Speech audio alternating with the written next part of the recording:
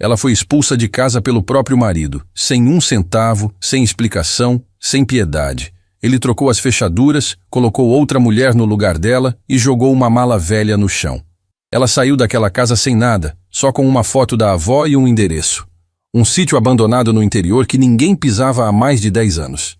Mas o que ela não sabia era que aquele lugar escondia um segredo de milhões e que em pouco tempo tudo mudaria. Beatriz mal conseguia respirar quando parou na frente da própria casa. O coração batia tão forte que parecia que ia explodir no peito. Ela tinha acabado de passar semanas cuidando da mãe doente no hospital, sem dormir direito, sem comer direito, fazendo malabarismo com os poucos centavos que tinha para pagar passagem de ônibus. E agora, finalmente em casa, alguma coisa estava errada. Muito errada. A fechadura da porta estava diferente. Nova, reluzente. Beatriz enfiou a chave na porta e nada. Tentou de novo, forçando, achando que era só travamento. Nada. Foi aí que o medo começou a subir pela garganta. Ela tocou a campainha, as mãos tremendo, e quando a porta abriu, não foi o marido Ricardo quem apareceu. Era uma mulher que ela nunca tinha visto na vida. Loira, jovem, usando uma blusa cara, e no pescoço, o colar de ouro que a mãe de Beatriz tinha dado de presente anos atrás. O colar que ficava guardado dentro do armário do quarto. A mulher olhou para Beatriz de cima a baixo, com um sorrisinho nos lábios, e disse com voz calma, quase entediada: "Você deve ser a Beatriz. Ricardo pediu para eu avisar que você não mora mais aqui." Beatriz ficou parada, tentando processar aquelas palavras. Não mora mais aqui? Como assim não mora mais aqui? Aquela era a casa dela. A casa que ela limpava todo dia, onde ela cozinhava, onde ela dormia. A mulher deu de ombros e ia fechar a porta quando Beatriz enfiou o pé na frente, impedindo. "Espera, que história é essa? Cadê o Ricardo? Eu preciso falar com ele agora." A mulher suspirou, como se Beatriz fosse um incômodo chato, e virou de costas, chamando. "Amor, ela tá aqui." Amor. A palavra caiu como soco no estômago de Beatriz. E quando Ricardo apareceu na porta, a expressão dele não tinha um pingo de culpa, não tinha vergonha, não tinha nada. Só indiferença, um vazio gelado nos olhos. Ele parou ao lado da mulher, colocou o braço em volta da cintura dela e olhou para Beatriz como se estivesse olhando para uma estranha pedindo esmola na rua. "Oi, Beatriz. Peguei suas coisas e botei nessa mala aqui." Ele apontou para o chão.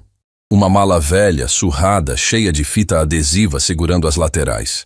A mala que eles usavam para guardar pano de chão no quartinho da área de serviço. "Coloquei só as roupas velhas suas. O resto eu já doei. Você tem 5 minutos para pegar isso e sumir." Beatriz sentiu as pernas bambas. Ela segurou na parede para não cair. "Ricardo, o quê? O que você tá fazendo? A gente é casado. Eu sou sua esposa." Ele deu uma risadinha curta, sem humor. Era minha esposa. Agora não é mais." A mulher ao lado dele se mexeu, mostrando a mão esquerda. Aliança nova, brilhando. "A gente se casou semana passada," ela disse quase rindo. "Cerimônia pequenininha, só nós dois e o juiz. Ficou uma gracinha." Beatriz olhou para a aliança, depois para Ricardo, tentando entender se aquilo era real ou se ela tinha enlouquecido. Mas a gente ainda é casado, Ricardo. Você não pode casar de novo. Isso é crime." Ricardo cruzou os braços, um sorrisinho de canto de boca aparecendo. "Pode sim. Entrei com processo de divórcio alegando abandono de lar. Você ficou semanas fora. Não ligou, não mandou mensagem, sumiu. Juiz aceitou e acelerou tudo. E olha, já que você perguntou, vou te contar logo. Eu transferi a casa para o nome da Jéssica. A conta do banco também. O carro, idem. Tudo que era nosso agora é dela. Então você não tem mais nada aqui. Literalmente nada." Beatriz começou a tremer. Não era só o choque, era raiva. Uma raiva que ela nunca tinha sentido na vida. "Eu estava cuidando da minha mãe. Ela estava internada. Você sabia disso. Eu te mandei mensagem todo dia." Ricardo revirou os olhos. "Mensagem? Não recebi nenhuma mensagem sua. Você me bloqueou, lembra? Foi embora e me largou aqui sozinho." A mentira era tão descarada que Beatriz ficou sem ar. Ela puxou o celular do bolso, as mãos tremendo, e abriu o WhatsApp. Foi direto nas conversas com Ricardo. Todas as mensagens que ela tinha mandado tinham 2 risquinhos cinzas. Nenhuma tinha sido lida. Ele tinha bloqueado ela. E agora estava mentindo na cara dela. Você me bloqueou, Ricardo. Olha aqui, nenhuma mensagem foi entregue. Ele nem olhou para o celular. Não vou discutir com você. Pega a mala e vai embora antes que eu chame a polícia. Beatriz deu um passo para frente. Polícia? Você vai chamar a polícia na sua própria esposa? Jéssica cruzou os braços falando com voz firme. Ex-esposa. E sim, ele vai. Você está invadindo a minha propriedade. Beatriz sentiu a garganta fechar. Ela olhou ao redor e viu os vizinhos nas janelas, nas calçadas. Todo mundo parado olhando. Dona Célia da casa ao lado. Seu Marcos, que sempre cumprimentava ela. A moça do número 12 com o celular na mão. Filmando. Todo mundo vendo aquilo. A humilhação queimou no peito de Beatriz como ferro quente. Ela respirou fundo e tentou uma última vez. Ricardo, pelo amor de Deus, eu não tenho para onde ir. Minha mãe ainda está no hospital. Eu não tenho dinheiro, não tenho nada. Deixa eu pelo menos pegar minhas coisas. Minhas roupas de verdade, meus documentos. As fotos da minha família. Jéssica soltou uma risada alta, debochada. Fotos? Que fotos?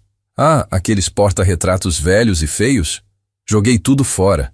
Essa casa agora tem estilo. Algo quebrou dentro de Beatriz naquele segundo. Não foi o coração. Foi algo mais profundo. Foi a esperança. Foi a ilusão de que aquilo ainda podia ter conserto. Ela se abaixou, pegou a mala velha do chão e ficou de pé, olhando nos olhos do homem com quem tinha vivido durante anos. O homem que ela tinha cuidado quando estava doente. O homem por quem ela tinha largado sonhos, planos, oportunidades de trabalho para ficar em casa. Porque ele dizia que uma boa esposa ficava em casa. E esse homem agora estava ali na frente dela, com outra mulher pendurada no braço, expulsando ela como lixo. Beatriz abriu a boca para falar alguma coisa, qualquer coisa, mas as palavras não saíram. Ricardo suspirou com impaciência. Vai ficar aí parada até quando? Beatriz virou de costas e começou a andar. Cada passo era um esforço gigante. As lágrimas começaram a cair, silenciosas, quentes, queimando o rosto. Ela ouviu Jéssica gritando lá de trás. Ah, e só para você saber, eu tô grávida. Vai ser menino. A gente já escolheu o nome. A risada das duas ecoou pela rua inteira. Beatriz tropeçou no meio-fio, quase caiu, mas segurou firme na mala e continuou andando. Ela não olhou para trás, não olhou para os vizinhos, só andou. Andou até a avenida principal, até o ponto de ônibus, e sentou no banco de metal frio, a mala ao lado. O sol estava se pondo, o céu ficando laranja e roxo, bonito, cruel. Ela abriu a mala. Dentro tinha 3 blusas velhas, 2 calças manchadas, uma toalha rasgada, e no fundo, uma foto amassada. Beatriz pegou a foto com cuidado e alisou as pontas. Era a avó dela, Dona Esther, em pé na frente de um sítio. Um sítio velho, de paredes de barro, mas com um sorriso enorme no rosto. Atrás da foto, com a letra trêmula da avó, tinha um endereço. Sítio Santa Rita, estrada do quilômetros e 47, interior. Beatriz lembrou da avó falando, anos atrás, antes de partir. Esse sítio é seu, minha filha. Quando precisar de um lugar, vai lá. Sempre vai ser seu. Na época, Beatriz tinha dado risada. Sítio abandonado? Pra quê? Ela tinha casa, tinha marido, tinha vida. Mas agora, sentada naquele ponto de ônibus, sem nada, sem ninguém, aquele pedaço de papel era a única coisa que restava. Ela enxugou as lágrimas, enfiou a foto no bolso e levantou. Foi até a bilheteria e perguntou: tem ônibus para a estrada do quilômetro 47? O atendente franziu a testa. Interior? Tem! Sai de madrugada, 5h30. Passagem custa R$28. Beatriz abriu a carteira. Tinha R$32. Tudo que ela tinha no mundo. Comprou a passagem, sentou de novo no ponto e esperou. Esperou a noite cair. Esperou o frio chegar. Esperou a madrugada. Quando o ônibus finalmente apareceu, ela subiu e sentou na última fileira, encostou a cabeça na janela e fechou os olhos. As lágrimas ainda caíam, mas agora, misturadas com outra coisa, Um aperto no peito que não era só tristeza. Era raiva. Era vergonha. Era a sensação de ter sido quebrada por dentro e não saber como consertar. Mas enquanto o ônibus pegava a estrada vazia e escura, Beatriz apertou a foto da avó na mão e sussurrou baixinho, só para ela mesma. Eu vou sobreviver. Não sei como, mas eu vou. O que ela não sabia ainda era que aquele sítio abandonado não era só um teto. Era o lugar onde tudo ia mudar. E que a expulsão brutal que ela tinha acabado de viver não tinha sido acaso. Alguém sabia. Alguém sempre soube. E nos próximos dias, Beatriz ia descobrir que tinha gente disposta a matar para manter o segredo enterrado naquele sítio longe dela. Mas ela também ia descobrir que, quando você perde tudo, não sobra nada para ter medo de perder. E isso é a coisa mais perigosa do mundo. O ônibus parou numa estrada de terra poeirenta quando o sol ainda nem tinha aparecido direito. Beatriz desceu sozinha, a mala velha pesando mais do que devia. O motorista nem esperou ela se afastar. Acelerou e sumiu numa nuvem de poeira vermelha, deixando ela ali plantada no meio do nada. Silêncio. Um silêncio tão grande que doía nos ouvidos. Só o vento soprando seco e o canto distante de um passarinho que ela não sabia o nome. Beatriz olhou para o papel amassado na mão. Estrada do quilômetro 47. Era ali. Tinha que ser ali. Ela começou a andar, arrastando a mala pela terra, as rodas emperrando a cada pedrinha. A cada passo, a sensação de que tinha cometido um erro gigante ia ficando mais forte. O que ela estava fazendo ali? Num lugar que ela nunca tinha pisado na vida, atrás de um sítio que devia estar caindo aos pedaços? Depois de quase meia hora andando debaixo de um sol que já começava a queimar, Beatriz viu uma porteira de madeira torta, caída de um lado, amarrada com arame enferrujado, e atrás, no meio de um matagal gigante, uma casa. A casa da foto, só que bem pior. As paredes de barro estavam rachadas, com pedaços caídos mostrando a estrutura de bambu por baixo. O telhado de telhas coloniais tinha buracos, alguns lugares sem telha nenhuma. As janelas não tinham vidro, e o mato tinha tomado conta de tudo, subindo pelas paredes, cobrindo o que um dia devia ter sido um jardim. Beatriz sentiu o peito apertar. Aquilo não era um lar, era um túmulo. Ela passou pela porteira quebrada e caminhou devagar até a porta da frente. A porta estava entreaberta, balançando de leve com o vento. Beatriz empurrou e entrou. O cheiro de mofo bateu na cara dela com força. Cheiro de anos de abandono, de umidade, de madeira podre. O chão de cimento estava coberto de folhas secas, pedaços de galho, cocô de rato. No canto da sala vazia, teias de aranha enormes balançavam no vento que entrava pelos buracos do telhado. Beatriz largou a mala no chão e ficou ali parada, olhando ao redor. Não tinha móvel, não tinha nada. Só paredes descascadas, teto furado e sujeira. Ela sentou no chão frio e abraçou os joelhos. E foi aí que desabou. Chorou. Chorou como não tinha chorado no ônibus. Chorou como não tinha chorado na frente do Ricardo. Um choro que vinha de um lugar tão fundo que parecia não ter fim. Como ela tinha chegado ali? Como a vida dela tinha virado aquilo? Ela tinha casa, tinha marido, tinha uma rotina. E agora tinha o quê? Um buraco infestado de bicho no meio do mato. Ela não sabia quanto tempo tinha ficado ali sentada chorando. Só sabe que quando levantou a cabeça, o sol já estava mais alto e a garganta ardia de tanta sede. Beatriz se levantou com dificuldade, as pernas duras, e começou a explorar a casa. 2 quartos pequenos nos fundos. Um banheiro sem vaso, só o buraco no chão. Cozinha sem pia, sem fogão, sem nada. E foi no quarto maior, o que devia ter sido da avó, que Beatriz viu. Na parede, rabiscado com carvão ou pedra preta, estavam escritas palavras grandes, tortas, em letra tremida.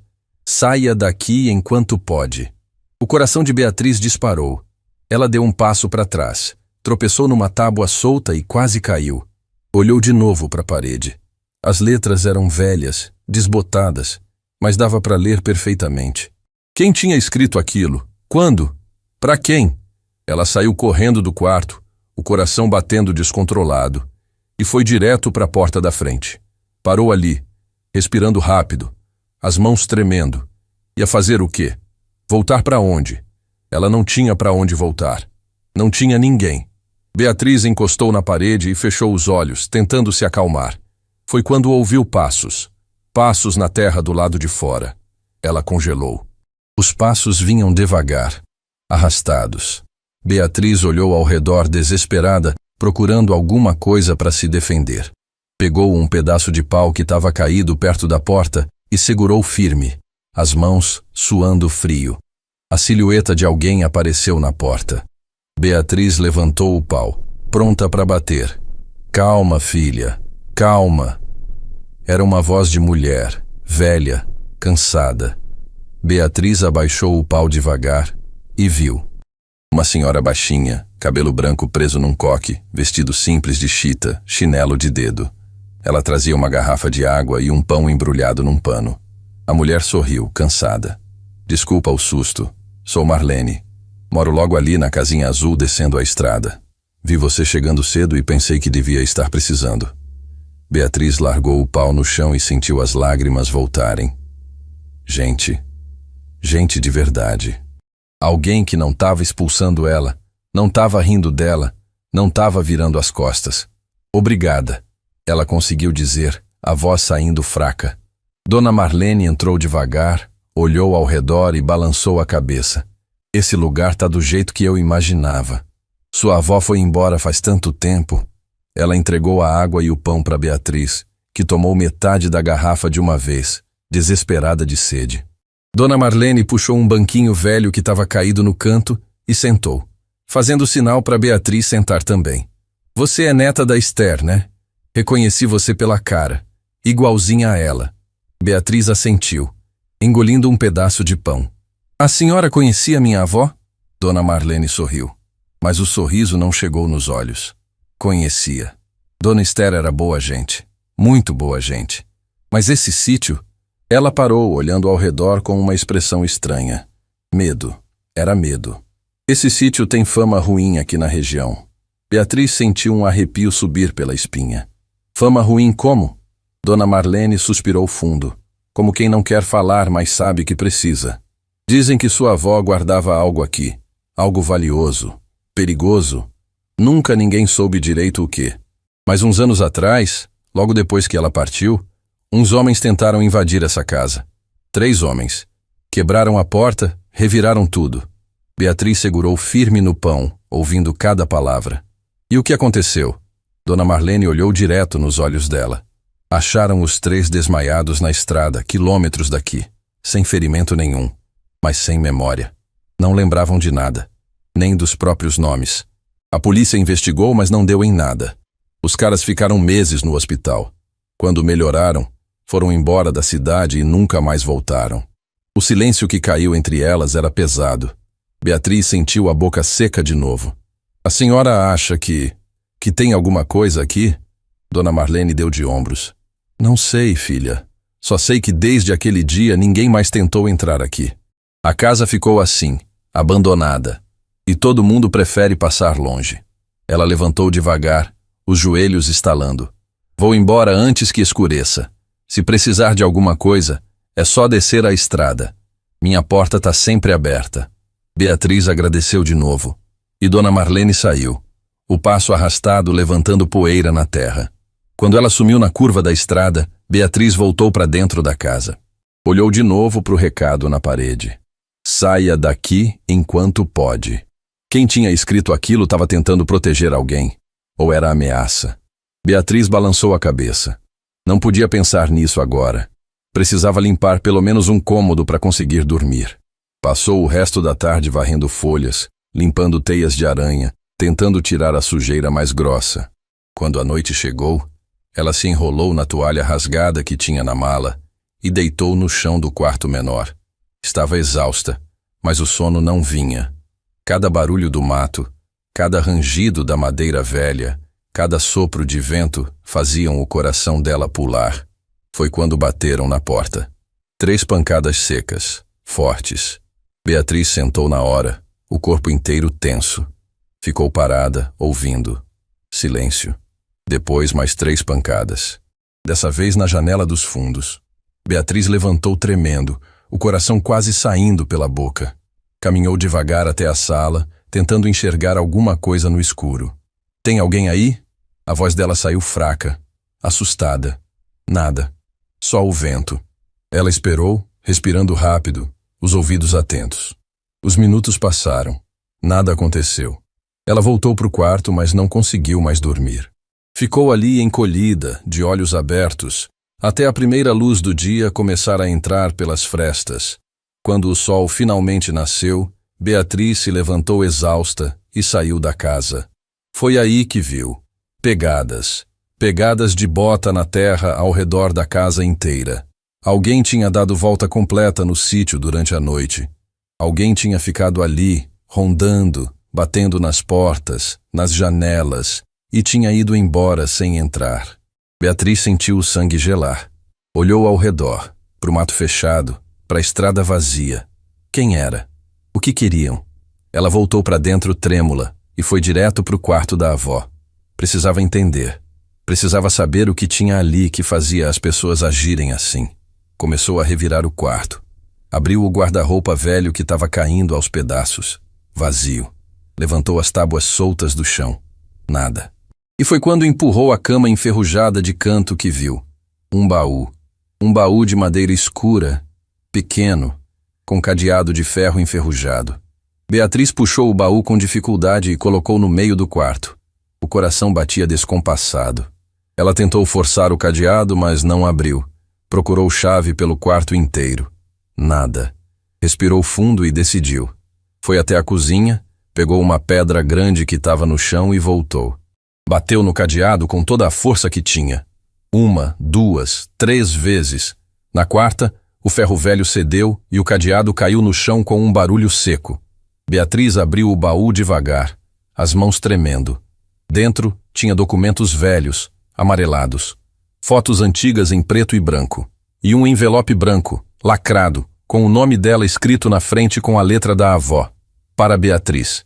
Ela pegou o envelope, abriu com cuidado e tirou a carta de dentro. A letra trêmula da avó ocupava a página inteira. Minha querida neta, se está lendo isso é porque perdeu tudo, mas vai ganhar de volta. Este sítio vale mais que ouro. Não deixe ninguém tirar de você. A verdade está enterrada aqui. Procure. E quando achar, não tenha medo de lutar. Você é mais forte do que imagina. Com amor eterno, vovó Esther. Beatriz leu a carta 3 vezes. As mãos tremiam tanto que o papel balançava. Enterrada aqui. Procure. Lutar. O que a avó tinha escondido? E por que tanta gente parecia saber? Ela olhou de novo para dentro do baú e viu. No fundo, embaixo dos papéis, tinha uma chave pequena, dourada, com uma etiqueta amarrada. Na etiqueta, um endereço. Cartório Central, Rua das Acácias, Centro. Beatriz pegou a chave e a guardou no bolso.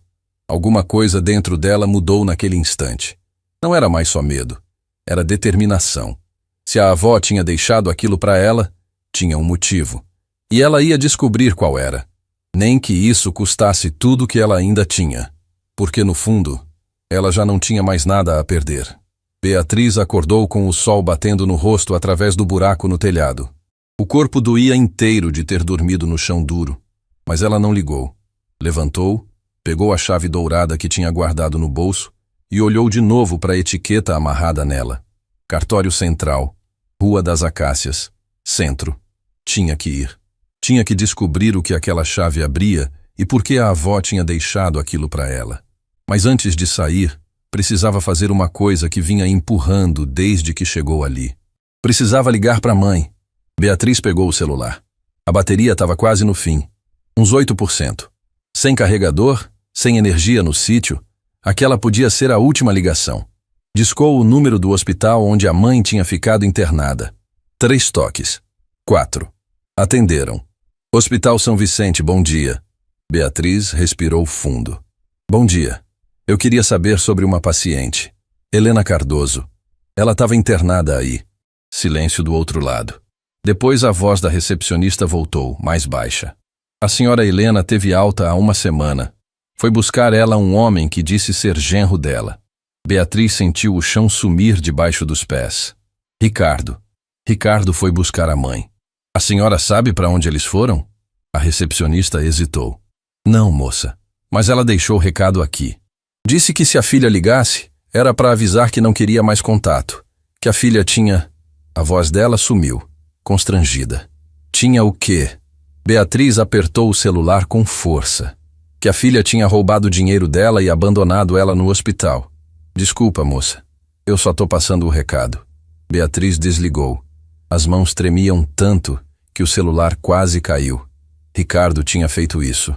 Tinha ido até a mãe dela, que estava frágil, confusa, doente, e tinha enchido a cabeça dela de mentiras.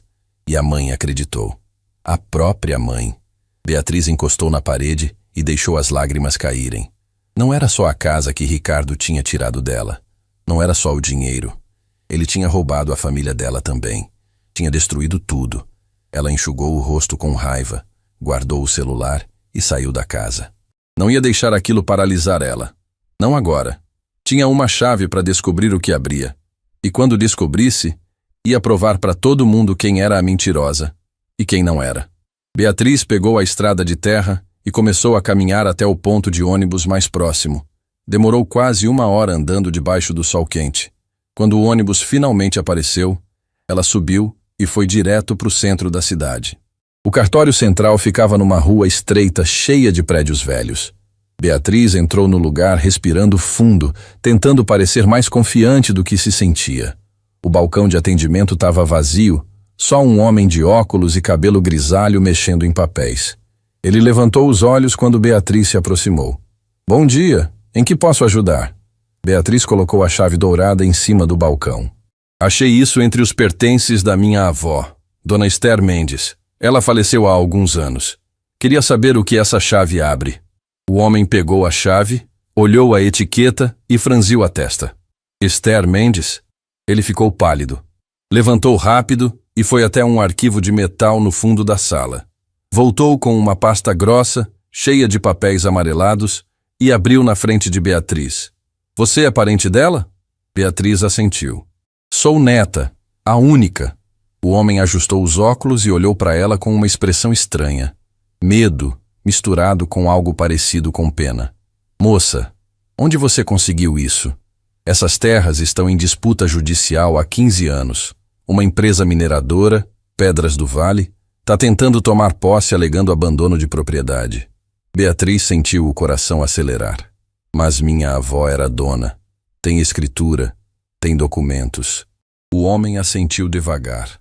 Tem, mas sem herdeiros vivos declarados, a empresa conseguiu liminar para iniciar processo de desapropriação. Agora que você apareceu, ele parou, olhando ao redor nervoso. Agora que você apareceu, esse processo trava, e eles não vão gostar nada disso. Beatriz se inclinou para frente. O que a minha avó tinha nesse sítio que vale tanto assim? O homem abriu uma página da pasta e virou para ela ver. Era um laudo técnico, cheio de números, mapas, assinaturas. Sua avó tinha um contrato de arrendamento com a Pedras do Vale. Eles exploraram jazidas de minério nas terras dela durante 20 anos. Pagaram royalties mensais que nunca foram sacados. O dinheiro ficou acumulando numa conta vinculada ao cartório. Ele apontou para uma linha no documento. Beatriz leu o número. Leu de novo. Não podia ser real. 5.480.000 reais. Ela olhou para o homem, os olhos arregalados. Isso é quanto? Ele confirmou com a cabeça. É quanto sua avó tinha direito e nunca sacou. E agora é seu. Beatriz sentiu a sala girar. 5 milhões. Ela que não tinha nem ônibus de volta para casa, que estava dormindo no chão de uma casa destruída, que não tinha 1 centavo no bolso. De repente, era herdeira de 5 milhões. Mas tem um problema, o homem disse, a voz baixa. A empresa mineradora não vai aceitar isso de boa. Eles já investiram milhões tentando tomar essas terras. Já subornou gente, já falsificou o documento, já ameaçou testemunha. Se souberem que você está viva e reivindicando a herança... Ele não terminou a frase. Não precisou. Beatriz entendeu. Ela estava em perigo. Perigo de verdade. O que eu faço? O homem pegou um cartão de visita de uma gaveta e entregou para ela. Procura esse advogado. Dr. Renato Aguiar. É o único da cidade que teve coragem de enfrentar a Pedras do Vale. Ele vai saber te orientar, mas vai rápido. Porque se eu descobrir que você existe, eles também vão descobrir. Beatriz pegou o cartão, agradeceu e saiu do cartório com as pernas bambas. Quando chegou na calçada, parou para respirar. 5 milhões. Herdeira legítima. Empresa criminosa. Perigo real. A cabeça dela estava girando. Foi quando o celular tocou. Número desconhecido. Ela atendeu sem pensar. Silêncio do outro lado. Depois uma voz masculina, grossa, ameaçadora. Beatriz Mendes? Ela congelou. Quem é? A voz deu uma risada baixa, sem humor. Você não me conhece, mas eu conheço você. Sei onde você mora. Sei o que você descobriu hoje. E vou te dar um conselho de graça. Vende esse sítio e desaparece. É melhor para você. Muito melhor. A ligação caiu. Beatriz ficou parada ali na calçada, o telefone tremendo na mão. O coração batia tão forte que ela conseguia ouvir o som nos ouvidos. Olhou ao redor. A rua estava cheia de gente passando, carros, lojas abertas. Mas de repente tudo parecia ameaçador. Será que alguém estava seguindo ela? Observando. Ela guardou o celular e começou a andar rápido em direção ao ponto de ônibus. Precisava sair dali. Precisava pensar. Quando o ônibus chegou, ela subiu e sentou no fundo, os olhos fixos na janela, procurando algum carro que estivesse acompanhando. Nada. Pelo menos nada que ela conseguisse ver. A viagem de volta para o sítio durou uma eternidade. Quando finalmente desceu na estrada de terra e começou a caminhar, já estava escurecendo. O sol se punha rápido, pintando o céu de laranja e roxo. Beatriz acelerou o passo, o medo crescendo a cada segundo. Chegou no sítio e parou. A porta da casa estava aberta, totalmente aberta. Ela tinha certeza que tinha fechado antes de sair. Beatriz entrou devagar, o coração na boca. A casa tinha sido revirada. Gavetas abertas, tábuas do chão arrancadas. Até o colchão velho que ela tinha achado no canto estava rasgado. Alguém tinha entrado. Alguém tinha procurado alguma coisa. Ela correu para o quarto da avó. O baú estava aberto, vazio. Levaram os documentos. Levaram as fotos. Levaram tudo. Só deixaram a carta da avó jogada no chão, amassada. Beatriz pegou a carta com as mãos tremendo e ouviu. Passos. Passos do lado de fora. Ela se virou devagar. Na porta do quarto, uma silhueta. Um homem alto, de terno escuro, parado ali, olhando para ela. E ele não estava sozinho. Tinha mais 2 atrás dele. O homem da frente sorriu. Um sorriso frio, perigoso. Beatriz Mendes. Finalmente a gente se conhece. Beatriz recuou até encostar na parede, o coração explodindo no peito. Os 3 homens bloqueavam a porta do quarto. O da frente, de terno escuro e gravata, tinha um sorriso que não chegava nos olhos. Um sorriso de quem já tinha vencido antes mesmo da luta começar. Ele deu um passo para dentro do quarto, as mãos nos bolsos, tranquilo demais. Relaxa. A gente não veio fazer nada com você. Só veio conversar. A voz era calma, controlada. Mas tinha algo embaixo dela que fazia cada palavra soar como ameaça. Beatriz tentou firmar a voz, mas saiu trêmula. Quem são vocês? O que querem aqui? O homem olhou ao redor, para o quarto destruído, para o baú vazio, e voltou os olhos para ela. Meu nome é Valdir. Sou gerente regional da Pedras do Vale. E esses aqui são meus assessores. Ele apontou para os 2 homens atrás dele, ambos de óculos escuros mesmo dentro da casa escura. Beatriz apertou a carta da avó contra o peito. Vocês invadiram minha casa, destruíram tudo, isso é ilegal. Valdir deu de ombros. Ilegal? Moça, você mora num sítio abandonado há 15 anos. Tecnicamente você que está invadindo. A gente só veio verificar se tinha algo de valor que pudesse comprovar titularidade. Ele olhou para o baú vazio e sorriu de novo. E parece que não tem nada, né? Beatriz sentiu a raiva subir, misturada com o medo. Eu sei que vocês levaram os documentos, mas não adianta. Eu já fui no cartório. Eu já sei de tudo. Sei do contrato. Sei do dinheiro. Sei que minha avó era a dona legítima dessas terras. E sei que vocês estão tentando roubar o que é meu. O sorriso de Valdir desapareceu. Ele deu mais um passo para frente, e dessa vez a voz saiu mais dura, mais fria. Escuta bem o que eu vou te falar. Você não tem ideia de com quem está mexendo. A Pedras do Vale não é uma empresinha qualquer. A gente tem político, juiz, delegado, prefeito na nossa folha de pagamento. Se a gente quiser te tirar daqui, a gente tira.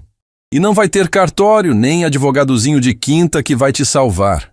Beatriz tremia, mas não saiu do lugar.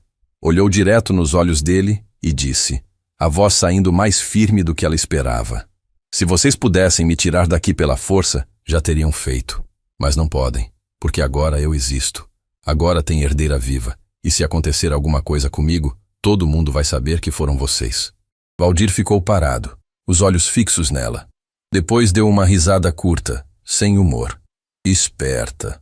Mais esperta do que eu imaginava. Ele fez um sinal para os homens atrás dele e os três começaram a sair do quarto. Na porta, Valdir parou e virou para ela uma última vez. Você tem 48 horas para aceitar nossa proposta. A gente compra esse sítio por 200 mil. Você assina os papéis, pega o dinheiro e desaparece. 48 horas. Depois disso, as coisas ficam complicadas. E saiu. Beatriz ficou ali parada, ouvindo os passos dele se afastando, o som do carro ligando, o barulho do motor sumindo na estrada. Quando o silêncio voltou, ela desabou no chão, as pernas não segurando mais. 200 mil. Eles queriam pagar 200 mil por algo que valia mais de 5 milhões. E se ela não aceitasse, iam fazer o quê? Ela não queria descobrir. Beatriz passou a noite inteira acordada, sentada no canto da sala com um pedaço de pau na mão, pronta para qualquer coisa. Mas ninguém voltou. Quando o sol começou a nascer, ela finalmente relaxou. Precisava de ajuda. Não dava mais para fazer isso sozinha. Pegou o cartão que o homem do cartório tinha dado e olhou o endereço. Doutor Renato Aguiar, Advogados Associados. Rua 7 de Setembro, 428. Ela guardou o cartão, pegou a carta da avó que tinha sobrado e saiu da casa antes que o medo a paralisasse de novo. O escritório do Dr. Renato ficava num prédio velho de 2 andares no centro. Beatriz subiu a escada de madeira rangendo e bateu na porta com a placa Advocacia. Uma voz do outro lado gritou, "Tá aberto." Ela entrou. A sala era pequena, cheia de livros empilhados, pastas espalhadas, um ventilador velho girando no teto. Atrás da mesa, um homem de uns 50 anos, cabelo grisalho, óculos de leitura na ponta do nariz, olhou para ela e levantou as sobrancelhas. "Bom dia. Posso ajudar?" Beatriz fechou a porta atrás dela e foi direto ao ponto. "Meu nome é Beatriz Mendes. Sou neta de Esther Mendes. E a Pedras do Vale está tentando me expulsar das minhas terras." Dr. Renato tirou os óculos devagar e olhou para ela com atenção renovada. "Beatriz Mendes, a herdeira fantasma." Ele apontou para a cadeira na frente da mesa. "Senta. A gente precisa conversar." Beatriz contou tudo. A expulsão de casa, a chegada ao sítio, a descoberta da carta, a ida ao cartório, a ligação ameaçadora, a invasão da casa, Valdir e os homens, a proposta de 200 mil, o prazo de 48 horas. Dr. Renato ouviu tudo em silêncio, os dedos tamborilando na mesa. Quando ela terminou, ele respirou fundo e disse, "Você tem sorte de estar viva. A Pedras do Vale não brinca em serviço. Já vi gente sumir por bem menos." Beatriz sentiu o estômago revirar. "Então não tenho o que fazer? Eu vou ter que aceitar a proposta deles?" Renato balançou a cabeça. "Não. Tenho o que fazer, mas não vai ser fácil, e vai ser perigoso." Ele abriu uma gaveta e tirou uma pasta grossa. "Eu venho investigando essa empresa faz anos. Exploração ilegal, sonegação, suborno, intimidação.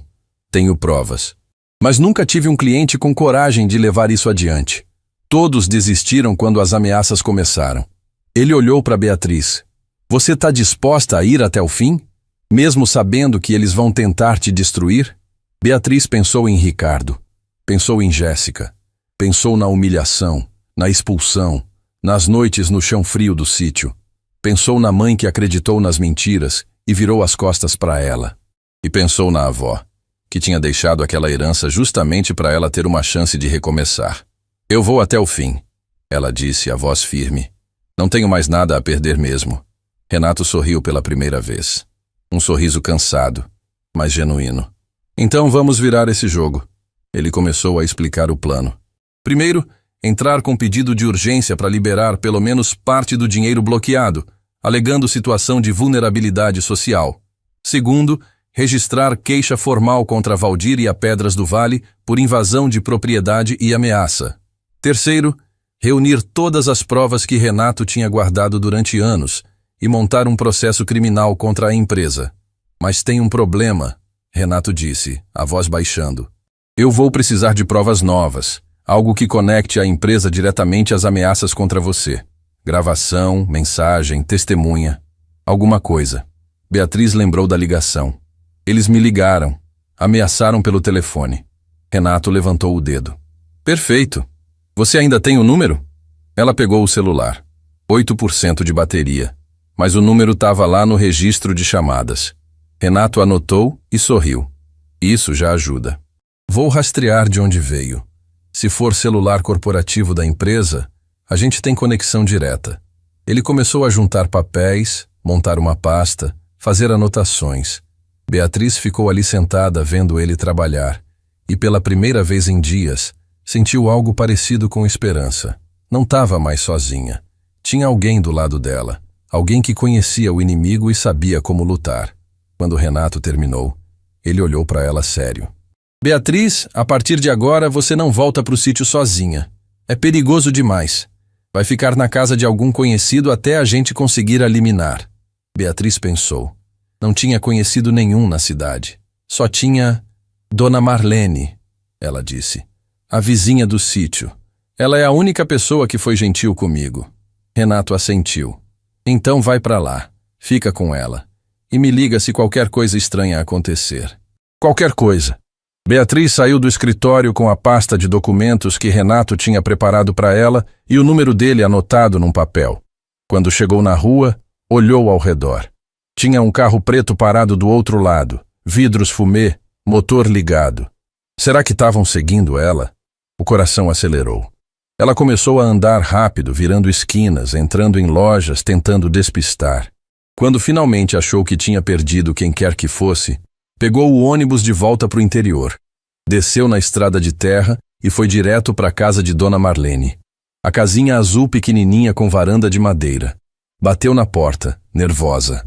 Dona Marlene abriu, viu o rosto de Beatriz e puxou ela para dentro na hora. Meu Deus, menina, o que aconteceu? Você tá pálida. Beatriz contou tudo de novo. Dona Marlene ouviu com os olhos arregalados, a mão na boca. Quando Beatriz terminou, a idosa balançou a cabeça devagar. Eu sabia. Eu sempre soube que esse sítio guardava segredo grande. Sua avó nunca contou para ninguém, mas a gente via. Via os homens de terno aparecendo. Via os caminhões subindo a estrada. Via o dinheiro que ela nunca gastava. Ela segurou a mão de Beatriz. Você pode ficar aqui quanto tempo precisar. Não vou deixar esses homens te machucarem. Beatriz sentiu as lágrimas virem.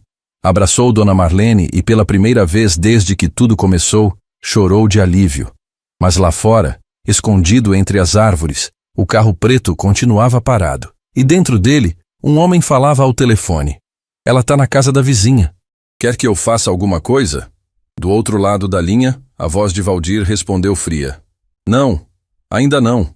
Deixa ela achar que tá segura. Quando o prazo acabar, a gente age. A ligação caiu e o carro sumiu na estrada, deixando só poeira no ar. Beatriz acordou no sofá da casa de Dona Marlene com o sol já alto. Tinha dormido mal. Sonhos confusos misturados com o rosto de Valdir e a voz fria dele ecoando na cabeça. 48 horas. O prazo tinha começado ontem à noite. Agora faltava pouco mais de um dia. Ela se levantou devagar, o corpo doendo, e encontrou Dona Marlene na cozinha fazendo café. A idosa olhou para ela com preocupação. Dormiu mal, né? Vi você se revirando a noite toda. Beatriz forçou um sorriso. Tô bem. Só pensando no que vai acontecer quando o prazo acabar.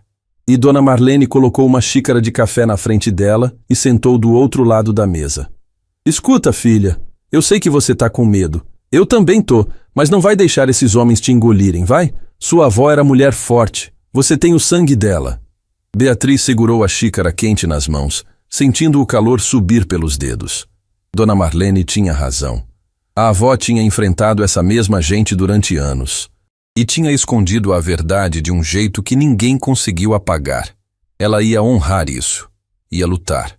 O celular de Beatriz vibrou. Mensagem de Dr. Renato. Consegui liminar de urgência.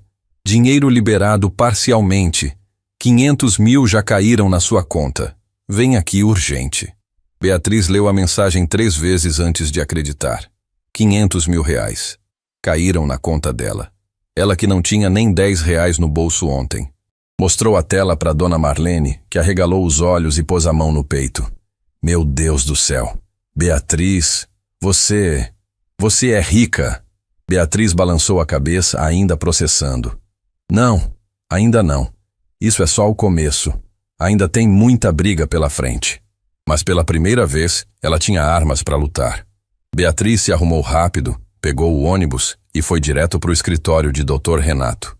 Quando chegou, ele estava sorrindo de orelha a orelha, acenando com uns papéis na mão. Conseguimos! O juiz aceitou o pedido de liberação emergencial. Você tem acesso a 500 mil agora. O resto fica retido até o processo terminar, mas isso já muda tudo. Ele colocou os papéis na mesa. E tem mais. Consegui rastrear a ligação que fizeram para você. Foi de celular corporativo registrado em nome da Pedras do Vale. Eles foram burros. Isso conecta a empresa diretamente às ameaças. Beatriz sentiu o peito inflar de esperança. Então a gente pode processar eles? Renato assentiu. Já entrei com queixa formal. Invasão de propriedade, ameaça, coação. E estou preparando o processo principal por exploração ilegal e sonegação. Mas agora que você tem dinheiro, precisamos agir rápido.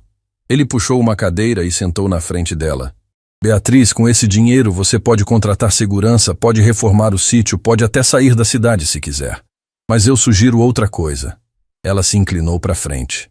O quê? Renato cruzou os dedos. Exposição pública. A Pedras do Vale sobrevive porque age nas sombras, suborna a gente, ameaça em silêncio, faz tudo escondido. Mas se a gente jogar luz nisso, se a gente colocar a história na mídia, nas redes sociais, eles perdem o poder. Ninguém vai querer se associar a uma empresa que ameaça a mulher vulnerável para roubar herança. Beatriz sentiu o coração acelerar. Você quer que eu conte a história publicamente? Renato assentiu. Exatamente. Entrevista, redes sociais, tudo. Mostra a carta da sua avó. Mostra os documentos. Mostra a gravação da ameaça. Transforma isso em caso nacional. Quando todo mundo estiver vendo, eles não vão poder te tocar. Beatriz pensou. Exposição significava que Ricardo ia ver. Jéssica ia ver. A mãe ia ver. Todo mundo que tinha virado as costas para ela ia saber a verdade. E, de repente, isso não parecia assustador. Parecia necessário. Eu faço, ela disse, firme. Eu conto tudo. Renato sorriu. Ótimo. Tenho contato de uma jornalista investigativa aqui da região. Ela adora essas histórias. Vou ligar para ela agora. Enquanto Renato falava ao telefone, Beatriz olhou pela janela. Lá embaixo na rua, o carro preto de novo. Parado. Vidros fumê.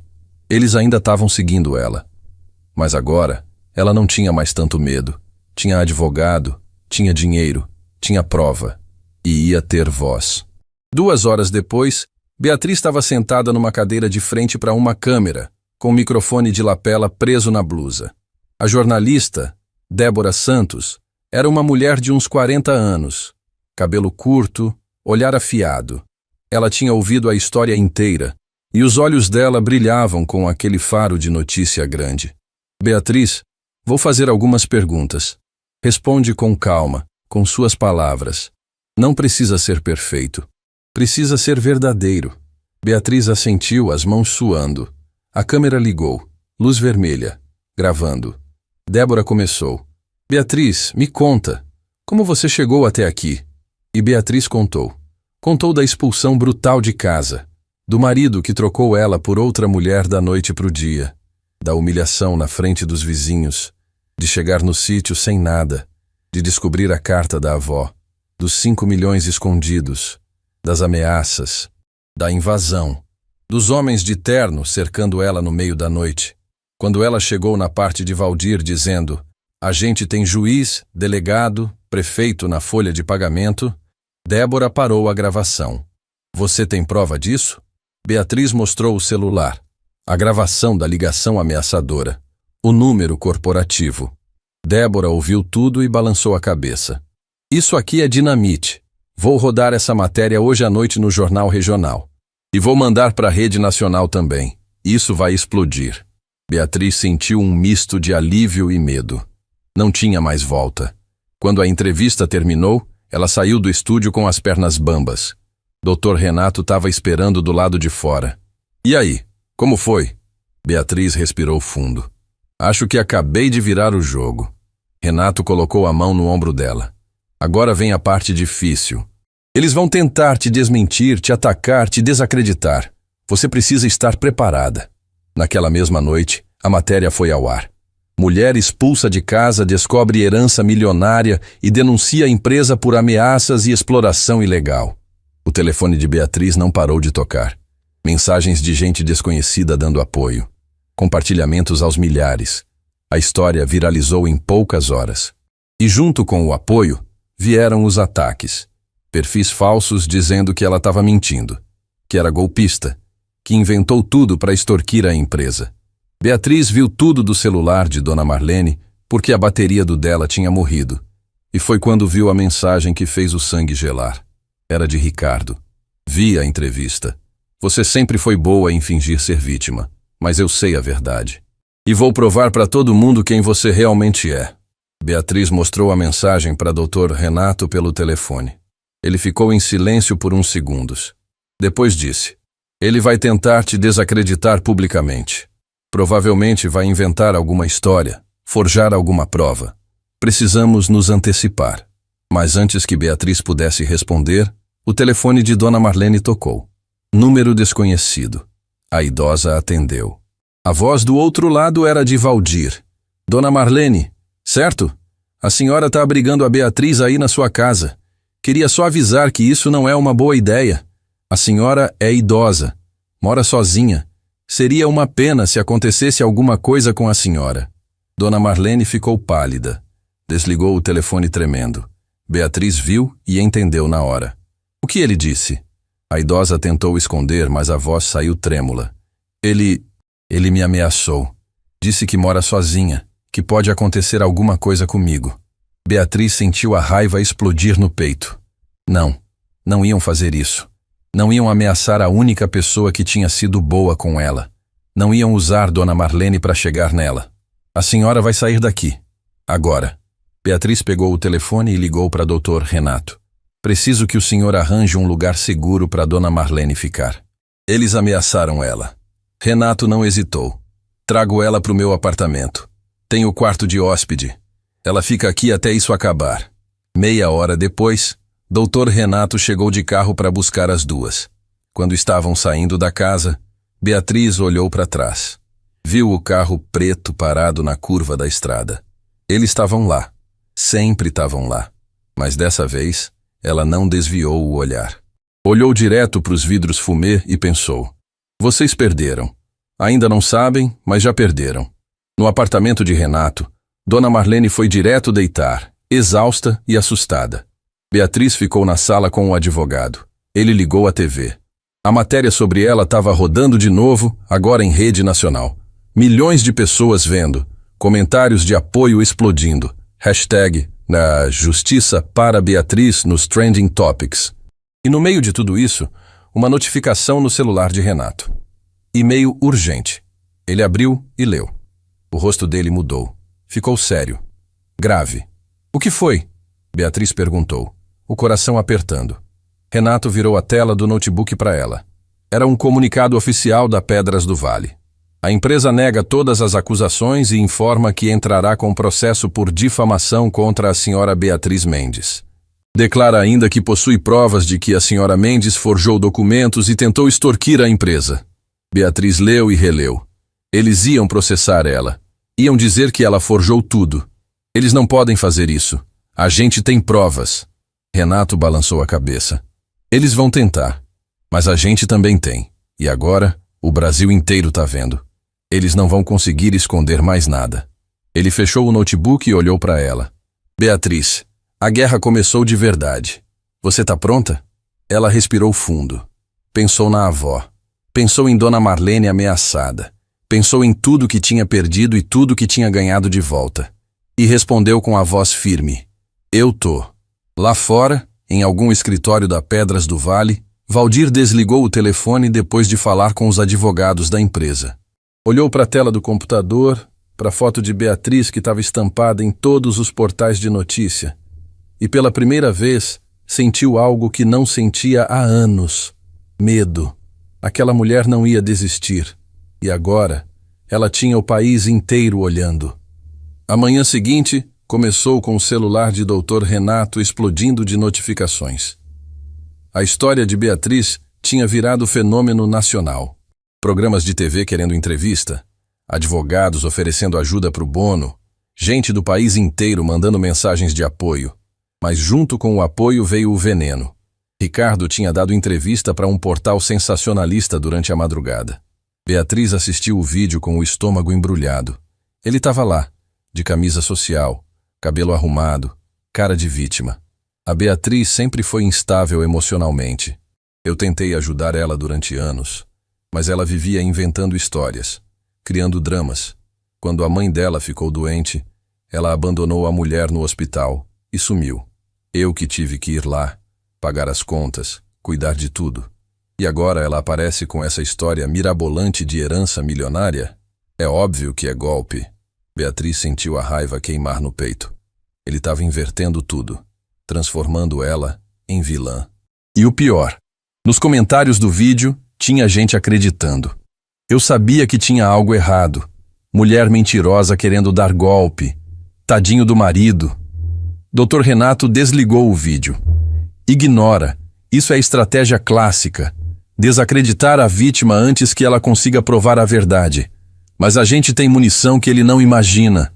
Ele abriu uma pasta grossa em cima da mesa. Passei a noite investigando e descobri algo grande. Beatriz se aproximou.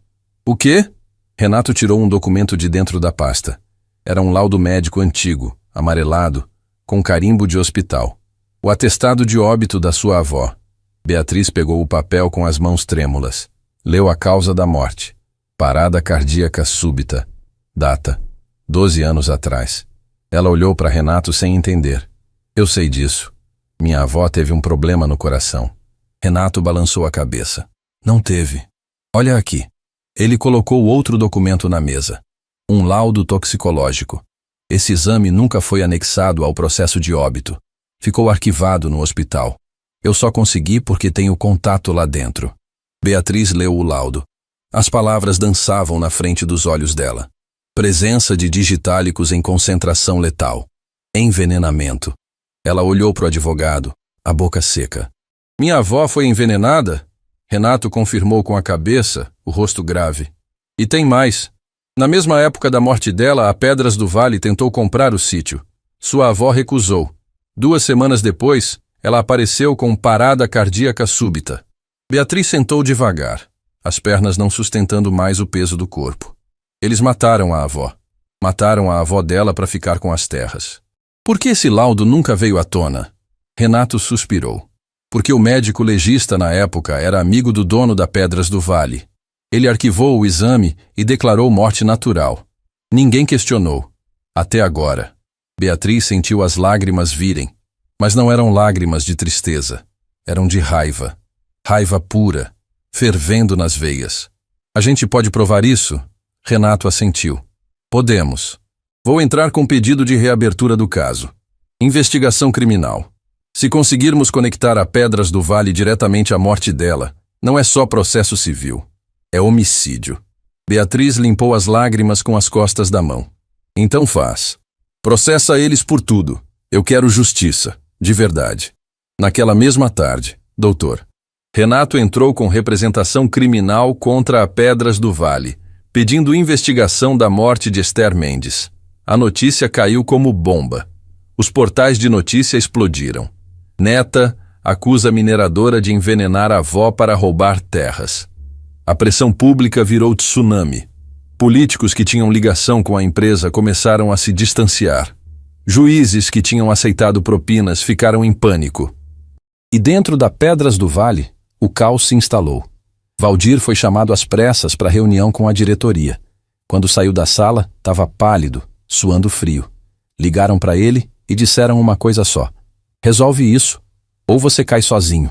Enquanto isso, Beatriz recebeu uma ligação. Número desconhecido. Ela hesitou, mas atendeu. A voz do outro lado era feminina, trêmula, assustada. Beatriz, meu nome é Camila. Eu trabalhei na Pedras do Vale há 10 anos como secretária. Eu vi o que eles fizeram. Vi tudo. O coração de Beatriz disparou. O que você viu? A mulher respirou fundo do outro lado da linha. Eu vi o Valdir entregando dinheiro para o médico legista. Eu vi os documentos que eles falsificaram para tentar tomar o sítio da sua avó. Eu vi o registro de compra dos digitálicos. Tudo. Mas eu nunca falei nada porque estava com medo. Eles me ameaçaram, disseram que se eu abrisse a boca, minha família ia pagar. A voz dela quebrou. Mas eu não aguento mais viver com isso na consciência. Se você quiser, eu testemunho. Eu conto tudo. Beatriz sentiu o ar voltar para os pulmões. Testemunha. Prova viva. Você faria isso? Mesmo sabendo do perigo? Camila demorou para responder. Mas quando respondeu, a voz estava firme. Eu faço. Porque o que eles fizeram com a sua avó, fizeram com outras pessoas também. E alguém precisa parar eles. Beatriz passou o telefone para Dr. Renato, que anotou tudo, marcou o encontro com a testemunha, começou a montar o processo criminal com base no depoimento. Pela primeira vez, Beatriz sentiu que a vitória estava perto, que a verdade ia vencer. Mas a guerra ainda não tinha acabado. Naquela noite, Beatriz recebeu outra ligação. Dessa vez, reconheceu o número. Era da mãe. O coração dela quase parou. Atendeu com a voz presa na garganta. Alô? Do outro lado, a voz da mãe saiu baixa, envergonhada, quebrada. Beatriz, sou eu, sua mãe. Silêncio. Beatriz não conseguia falar. Eu vi tudo na televisão. Vi a entrevista. Vi o que o Ricardo fez com você. E vi que eu acreditei nas mentiras dele. A voz dela tremeu. Filha, me perdoa. Eu estava tão confusa, tão fraca. E ele falou com tanta certeza que eu achei que era verdade. As lágrimas começaram a cair no rosto de Beatriz. Lágrimas que ela não sabia que ainda tinha guardadas. Mãe. A voz dela saiu fraca, pequena. Eu tô tão envergonhada. A mãe continuou chorando do outro lado. Eu te abandonei quando você mais precisava. Que mãe faz isso? Que mãe acredita em estranho e não na própria filha? Beatriz encostou na parede e deslizou até sentar no chão, o telefone apertado contra o ouvido. A senhora estava doente, mãe. Ele aproveitou disso. Ele manipulou todo mundo. A mãe soluçou. Mas eu devia ter acreditado em você. Sempre. Incondicionalmente. Ela respirou fundo, tentando controlar o choro. Eu quero te ver, filha. Posso? Posso te ver? Beatriz fechou os olhos, as lágrimas escorrendo. Pode. Claro que pode. Marcaram de se encontrar no dia seguinte num café no centro. Quando Beatriz desligou, ficou ali sentada no chão, chorando. Dona Marlene apareceu na porta do quarto, viu a cena e sentou do lado dela, passando o braço em volta dos ombros. Chora, filha. Chora tudo, porque depois disso, só vem coisa boa. No dia seguinte, Beatriz chegou no café 15 minutos adiantada. Sentou numa mesa perto da janela, as mãos suando frio. Quando a mãe entrou, Beatriz quase não reconheceu. Ela estava mais magra, mais frágil, o cabelo mais branco.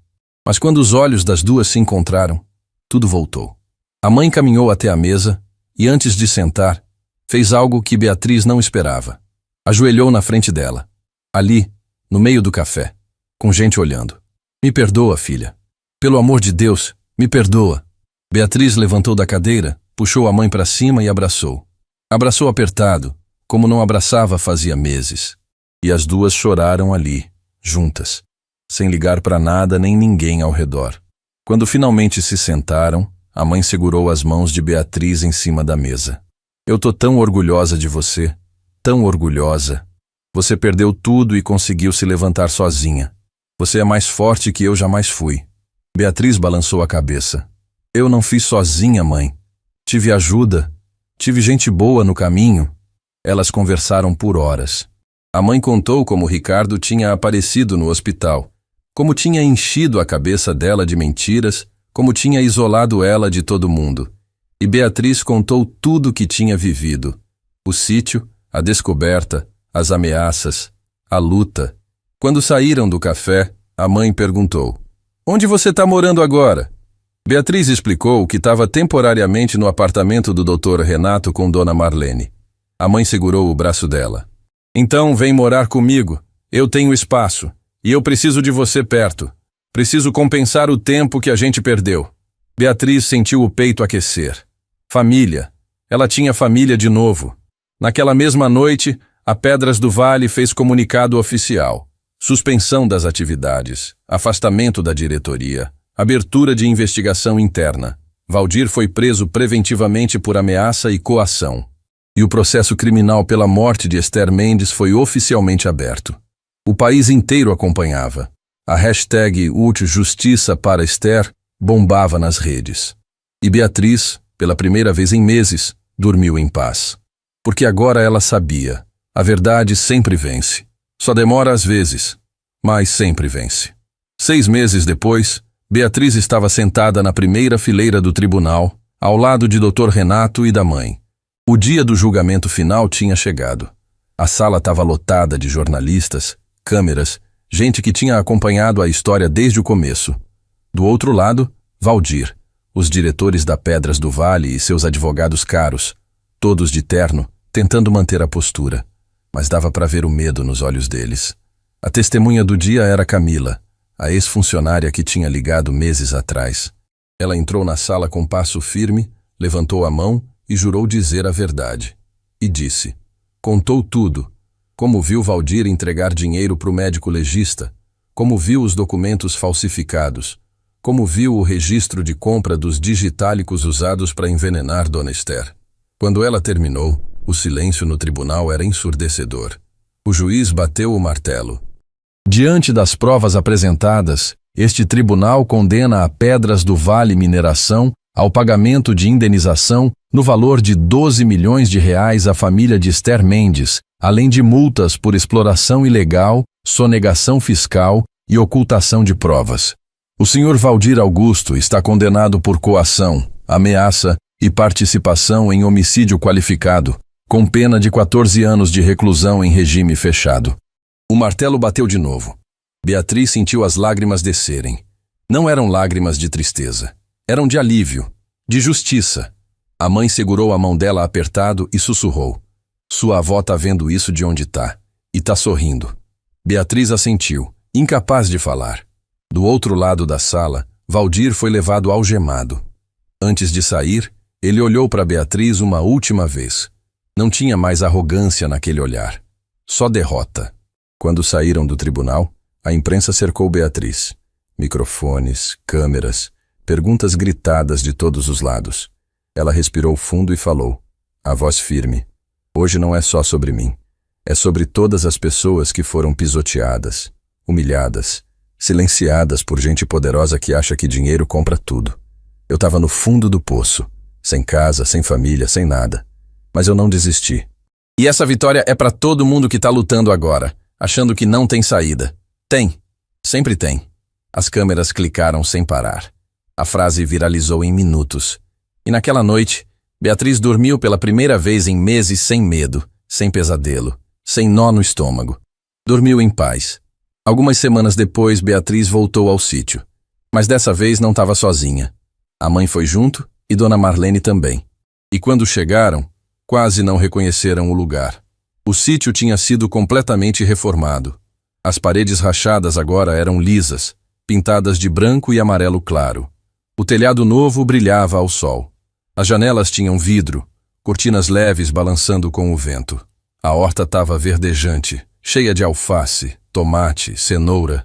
E no jardim da frente, onde antes só tinha mato, agora tinha flores. Muitas flores. Rosas, girassóis, margaridas.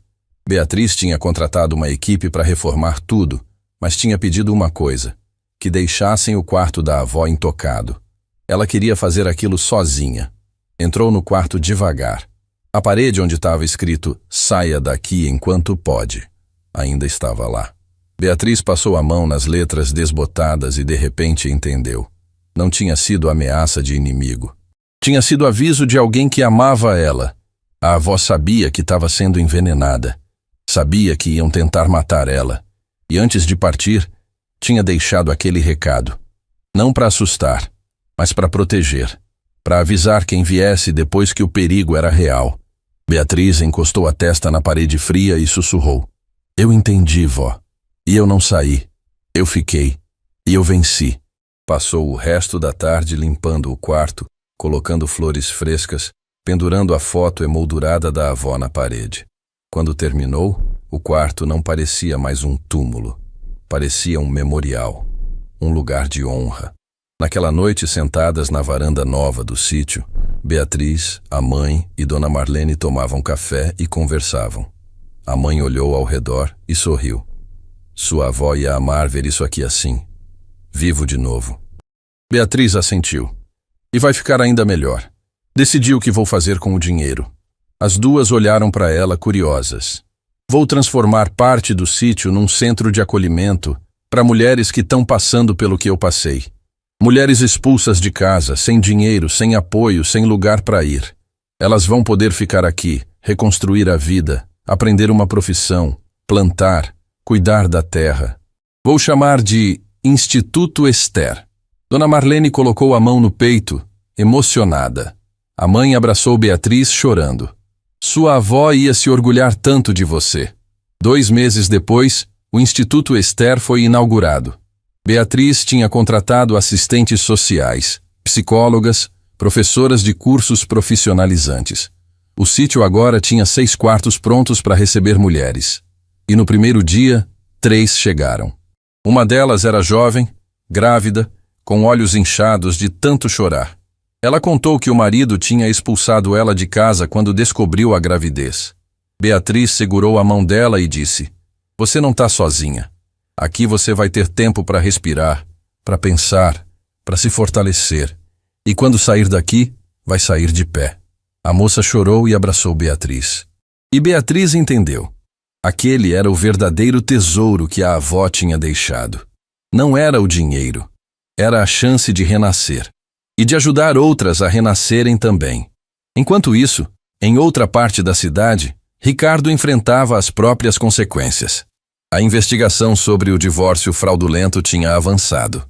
Descobriram que ele tinha subornado um funcionário do cartório para acelerar o processo e forjar a assinatura de Beatriz em documentos. Ele foi indiciado por falsificação ideológica e estelionato. Jéssica, ao saber que ele ia perder tudo, pediu separação na mesma semana e sumiu com outro homem. Ricardo ficou sozinho, sem dinheiro, sem mulher, sem nada. Exatamente como ele tinha deixado Beatriz. A diferença é que Beatriz tinha se levantado, e ele não tinha forças para isso. Meses depois, num fim de tarde dourado, Beatriz foi até o cemitério, levou flores frescas e ajoelhou na frente do túmulo da avó. Limpou a lápide com cuidado e ficou ali, em silêncio, só sentindo o vento no rosto. Depois de um tempo, começou a falar baixinho. Vó, consegui honrar a senhora. Consegui fazer justiça. E mais do que isso, consegui transformar a dor em alguma coisa boa. O sítio tá vivo, tá cheio de vida, de esperança, de mulheres recomeçando. A senhora sempre soube, né? Sempre soube que eu ia precisar. E deixou tudo preparado. Não foi só o dinheiro, foi a força. Obrigada, vó, por tudo. Ela beijou os dedos e tocou a lápide. Levantou e caminhou de volta para o portão onde a mãe esperava no carro. Enquanto dirigiam de volta para o sítio, a mãe perguntou: Você é feliz agora, filha? Beatriz olhou pela janela. Viu o céu alaranjado, as montanhas ao longe, a estrada de terra que levava para casa. E respondeu: Sabe, mãe, eu aprendi uma coisa. Felicidade não é ter tudo. É saber que você sobreviveu ao pior e mesmo assim não perdeu a capacidade de recomeçar. Eu perdi tudo: casa, marido, dignidade. Mas ganhei algo que ninguém pode tirar de mim. Eu mesma. E isso vale mais que qualquer fortuna. A mãe sorriu, com lágrimas nos olhos. Você é a mulher mais forte que eu conheço. Quando chegaram no sítio, o sol já estava se pondo. Beatriz desceu do carro e caminhou até a varanda. Dona Marlene estava lá, regando as flores. As mulheres acolhidas estavam na cozinha preparando o jantar juntas, rindo, conversando. Crianças corriam pelo jardim. Tudo tão vivo, tão real. Beatriz se sentou na cadeira de balanço que tinha colocado ali e fechou os olhos. Sentiu o cheiro da terra molhada, ouviu o canto dos pássaros, o riso das crianças e pensou: eu renasci, e agora vou passar o resto da vida ajudando outras mulheres a renascerem também. Porque no final, o verdadeiro tesouro nunca foi o ouro enterrado. Foi a força de não desistir quando tudo parecia perdido. Foi a coragem de olhar para o abismo e decidir subir de volta. E foi a certeza de que, quando você transforma sua dor em propósito, nada nem ninguém pode te quebrar de novo. Beatriz tinha perdido tudo e tinha ganhado tudo de volta. Mas, mais do que isso, tinha encontrado a si mesma. E essa era a maior riqueza que alguém podia ter.